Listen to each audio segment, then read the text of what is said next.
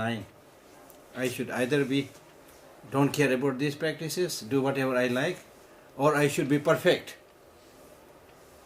They don't think about the third possibility. So according to Buddhist teaching, what we are saying is, we are not perfect human beings, we are not enlightened human beings. So very often we make a mistake. Okay? Very often when you are, full of, sleep and not really sure what you are doing, the mosquito stings here, you just move your hand and kills the mosquito, you see. So you have not much control there, you are not fully awake. And when you are walking, just here, there are so many ants, moving around. I'm sure we trample on those, but we are not intentionally trampling on them.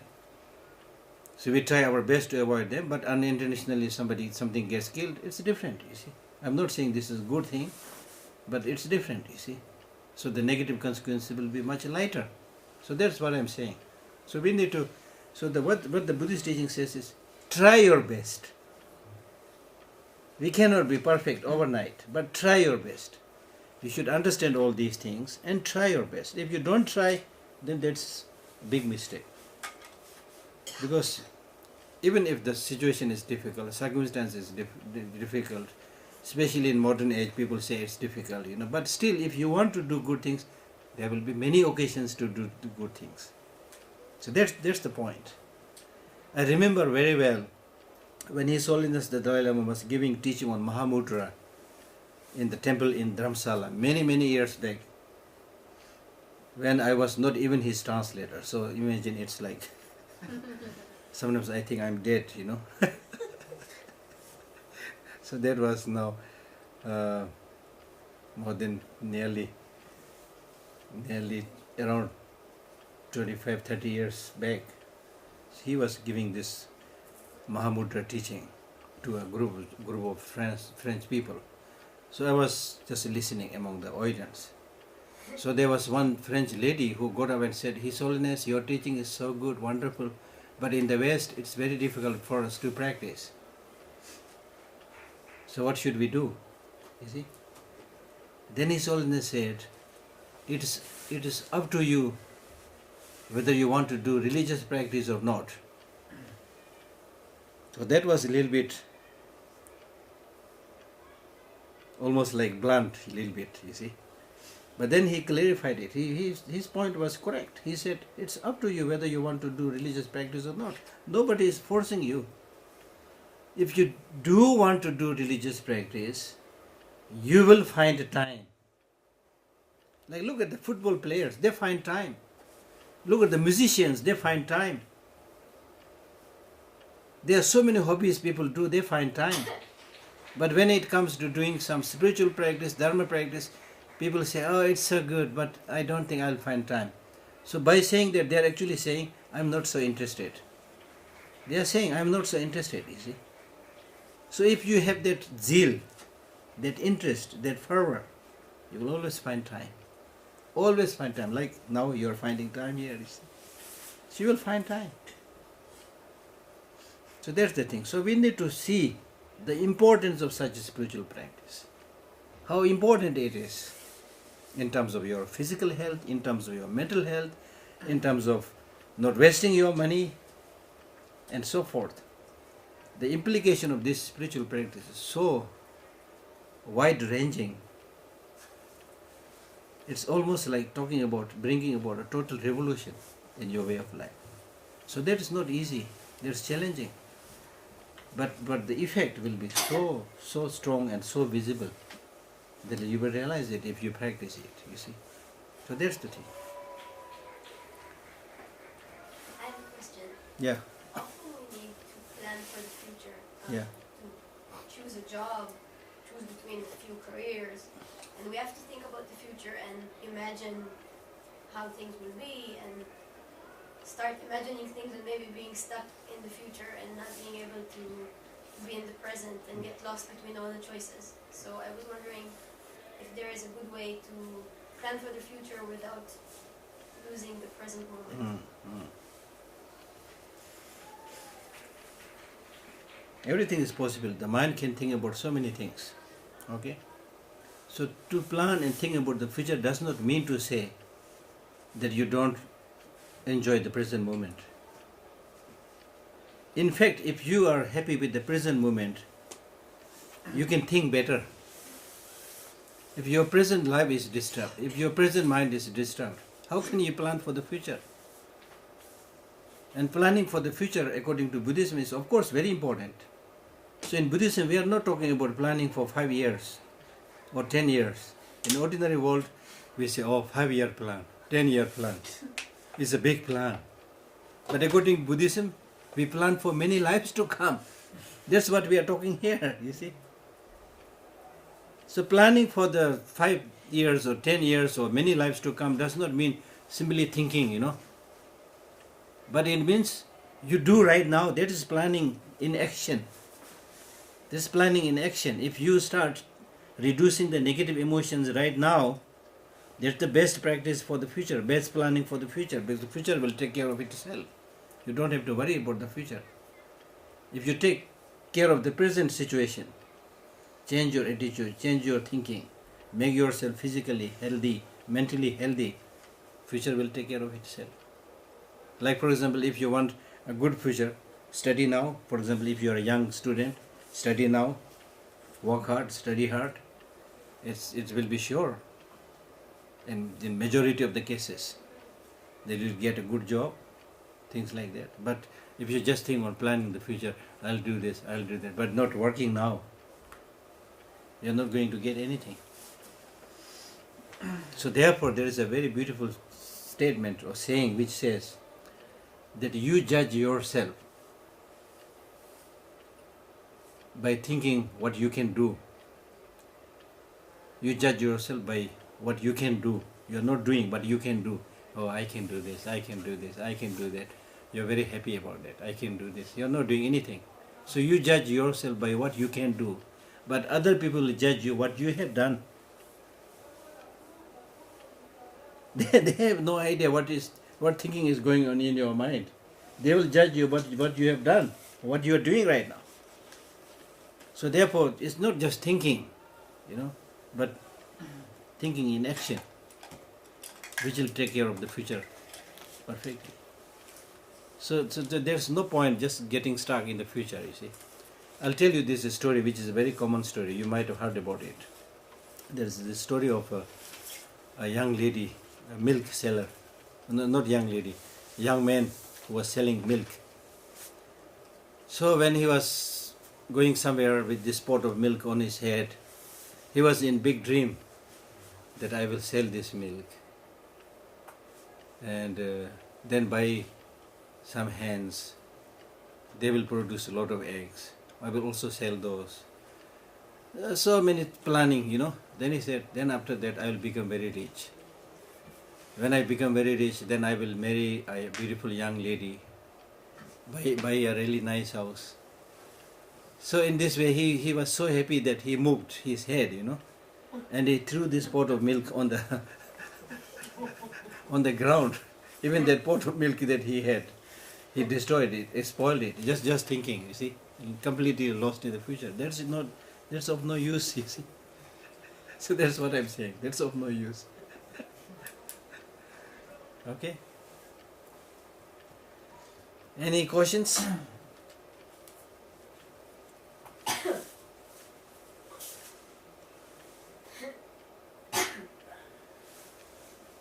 Yeah. In meditation, they say many times to. You can hear what he's saying? Yeah. Okay. You will repeat the question. No. I was very. Okay. In meditation, they say many times to observe the breath, but not control it, not try let it be as it is. And for me, the moment I observe it, I also feel like I control it. I can't. I don't manage to separate it. There a way to work on it, so I can just watch it without interfering. Because the moment I watch, I feel like I interfere with it. It's not natural. That's the thing. That's natural. So that's the problem. You see, your mind is always trying to control things. So that you should not do. That you should not do. For example, huh? They heard about it. Oh, here. Okay. So the question was, when you do the meditation, for example, you watch your breath, then the teachers, they say that you just watch the breath and don't try to control it by your mind. But I always end up, controlling it. So what should I do? So I was saying that don't try to control it, but your mind will always be there, trying to control it, trying to, disturb it. So therefore, the sixth Dalai Lama,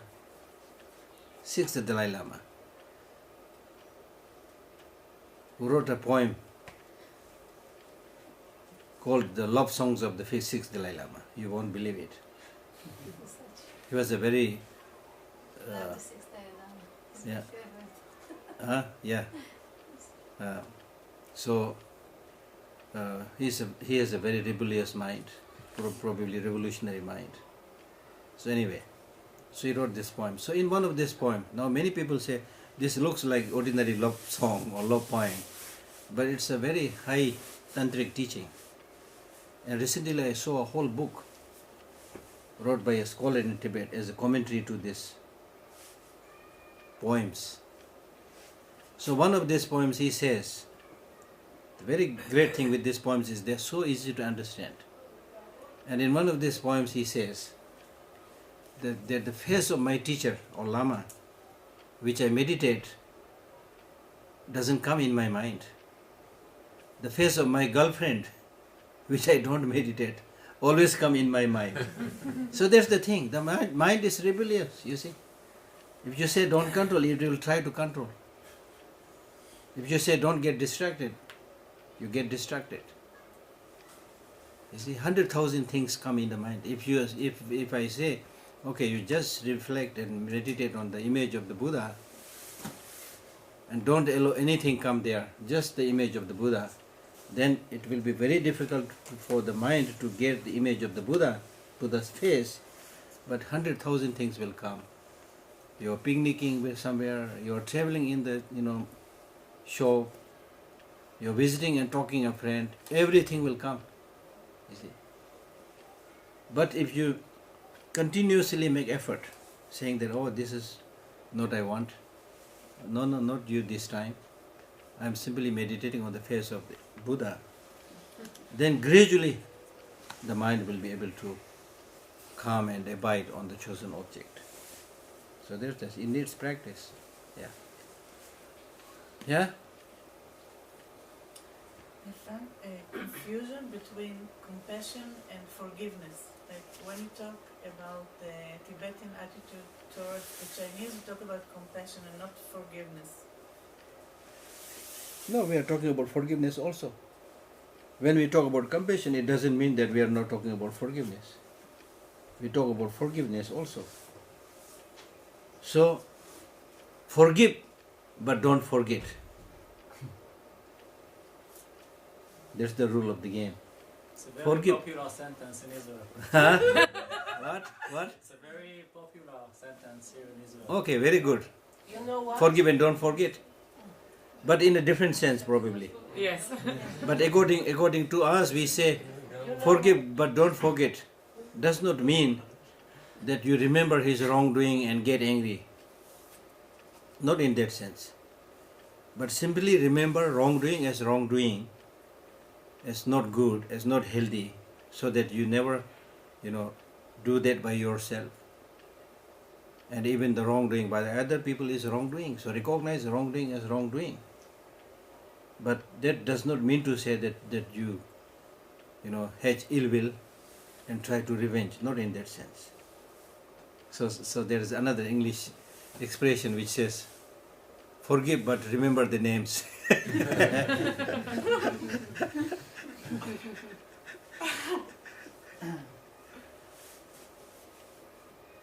Yeah. First, I want to apologize and my question. Yeah. Is there a way or a thought that what you do all over the world can participate in action of diplomacy or solution for areas that are in battles?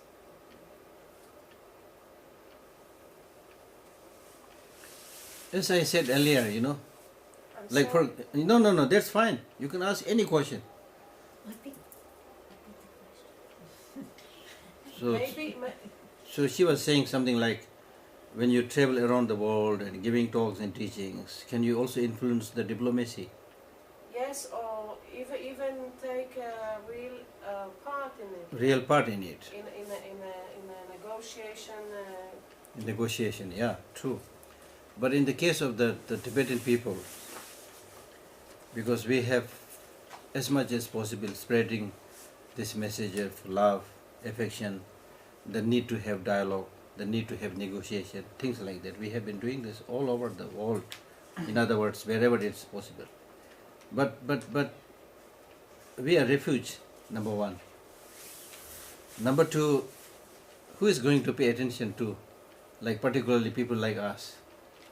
Okay? Who is going to pay attention to us? Who is Geshe Lhakdor? Nobody knows me, you see. So therefore there are certain things which you want to do but you cannot do because of the situation. Okay? Like even in the case of His Holiness Dalai Lama, I told you when this problem happened in Iraq, when people ask similar kind of question, that why you are not doing anything there kind of question, you see. Then His Holiness said, what can I do? Because now people are already on both the sides, people are in high temper. They are ready to kill each other and not ready to listen to anybody. So what can you do? You see? And even if you make a statement, they will say, who is this Dalai Lama? You see? We should banish him. There are people who say things like that, you see. When this problem in Rohingya in Burma, Rohingya, not Rwanda, Rohingya, in Burma, Burmese, yeah, between the Muslims and the Buddhists. Yes. And when many of the Muslims started suffering, His Holiness said this is not healthy, that the Buddhists should pay more attention to their responsibilities, things like that. Then there was not everybody, but there was a monk who said, who is this Dalai Lama? It's not his business, So things like that. It's not that His Holiness has not said things, but you see what I mean. So it's not, I appreciate your idea, but on some levels it is possible that you can do certain things like that. But for example, in the small Tibetan community in Dharamsala, it's a Tibetan government in exile, which nobody recognizes. But still we have different departments trying to preserve education, trying to preserve culture, trying to give education, trying to take care of the health. We have even human rights desk, which talks not only about the human right of Tibetans, but we talk about human rights everywhere. And we also have a small department, small NGO called Conflict Resolution, where young people are taught how to solve conflicts, disagreements through negotiation dialogue. We are making our effort, you see. Like for example, in the local areas. Yeah. But then there may be you're right, there may be certain areas where we can do something we are not doing. That's also possible. I accept that, you see. We all have that shortcomings, that problems. I'm not saying we are perfect, we are doing everything. I'm not saying that. I'm Yeah. not challenging or Yeah, something. I yeah. was just asking Yeah, if yeah, there's yeah, a method that is No, that's why I'm going saying. to politics or to There's- big there's- leaders or So that's why I'm saying I strongly support you, because I'm saying the Tibetans should not just be talking about their needs. We have a lot of problems, but we should not only talking about the Tibetans. We should talk about suffering of other people also. And wherever there is a possibility, we should. For example, there is a Burmese refuge in New Delhi who are in a much more difficult situation than the Tibetan refugees. So we invited them to Dharamsala and had dialogue and discussion and developed friendship with these people, things like that, those things that we can do. And also in Nepal now, because of this earthquake, So many monks and monasteries and Tibetans have come out on a voluntary basis, offering everything that they can, going to different places. The Tibetan government in exile also donated quite a good amount of money. His Holiness Dalai Lama also donated as much as he can, you see. So, we are refugees, there's limited thing we can do, but we are doing as much as possible. And then there are many areas I'm sure that we need to do more, not just for Tibetan, but for everybody, because we talk about well-being of all sentient beings, you see. Yeah? Yes? Is there times which is it good to express sadness? In modern psychology, they talk a lot about a spectrum of feelings, and when you ignore feelings like sadness, then you will also ignore happiness. Sadness and all these things comes because in the modern world, we are too individualistic. Most of the time we try to spend time alone, not having good friendship with others, you see. It's particularly very much Western culture, I think. In the East, it's much better there. The family is very cohesive. Like for example, in the Tibetan community, you can go anybody's house, knock the door, go in and talk, which is not possible in the West.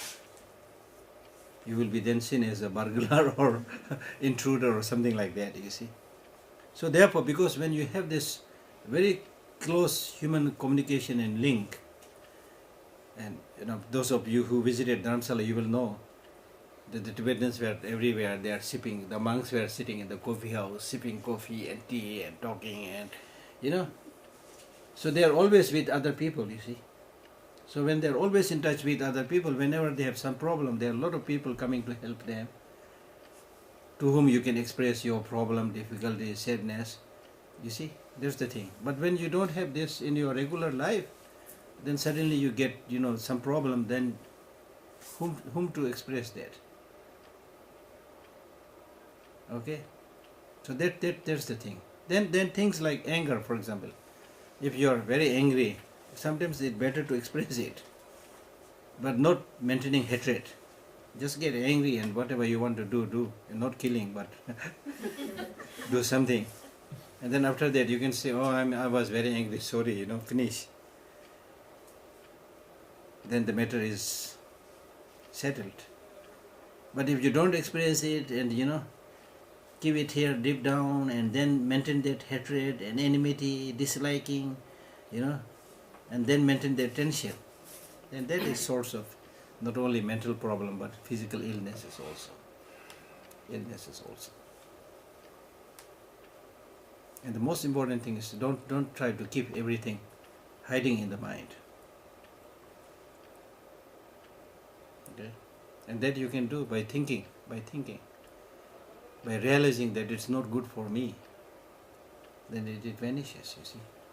Like for example, I'll give you an example. Let us say we have been friends, very close friends for the last 30 years. Okay? But this morning, during the breakfast, we had a little bit of verbal fighting for 5 minutes. And because of this verbal fighting, we became very upset and angry towards each other. And then we started not to talk to each other. Because you're very upset, angry, I was very angry and upset. Now you can see the situation. After you have done this, now you judge. That's why I was saying that it's important to judge things. Now you see the situation. You are able to remember that 5 minutes verbal fight. You're able to remember that. And then you got separated. But you could not remember that 30 years of long friendship.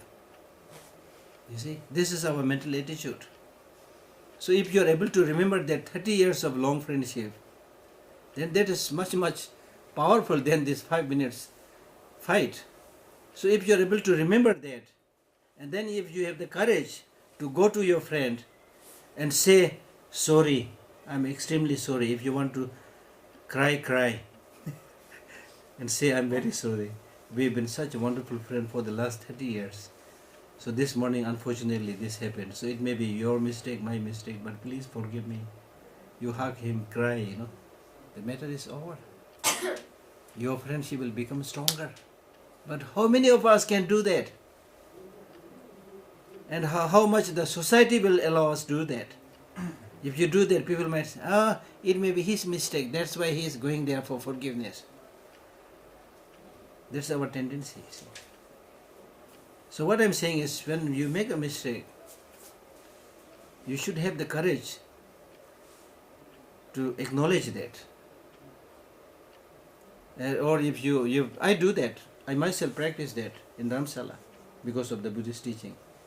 Slowly you're able to do some practice, not much. Some practice. So sometimes like I look after 60 staffs.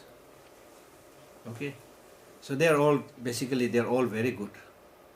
But sometimes if somebody is, because of this reason, that reason, very upset and comes to my office very unhappy or angry, then you can do many things. One is when you saw that person very angry, then instead of yourself becoming angry, you should say, I'm very busy right now, please come later. Politely you should say, I'm very busy right now, please come later. So this fellow will go. Then do you think that until he comes back, he will remain angry? No. His anger will cool down. Probably he will never come back. Because when his anger comes down and he sees what he is doing or what he is preparing to do, he might get embarrassed and ashamed and will not come back. For sure. Now even if he comes back, he will come back with more clarity of mind and less anger. So then you can discuss. You see? Or sometimes he is angry, you also are angry. He says some very nasty things. I also sometimes get angry and say nasty things. Then of course somebody has to stop when we go. Then after that, what should you do? Because he will be there. I am there, you see. You cannot avoid seeing that person. So next time when you see that person, you just, very innocently touch his hand. And then talk about something else. What happened with this thing, that thing, You see? And then just sit where he is sitting, just sit there. He will also then, because it's human nature, he will also, if he is sipping a cup of tea, you just sit next to him. He will say, Geshe, you also want a cup of tea. You see? You get a cup of tea and then you forget all those things of the past, you see. So there are tricks that you can do, you see. So which is very, very good. But normally we don't do these things. You get angry, then you avoid this person. He is coming from. It's a big burden problem for you see. So don't carry that burden. Okay? Any questions?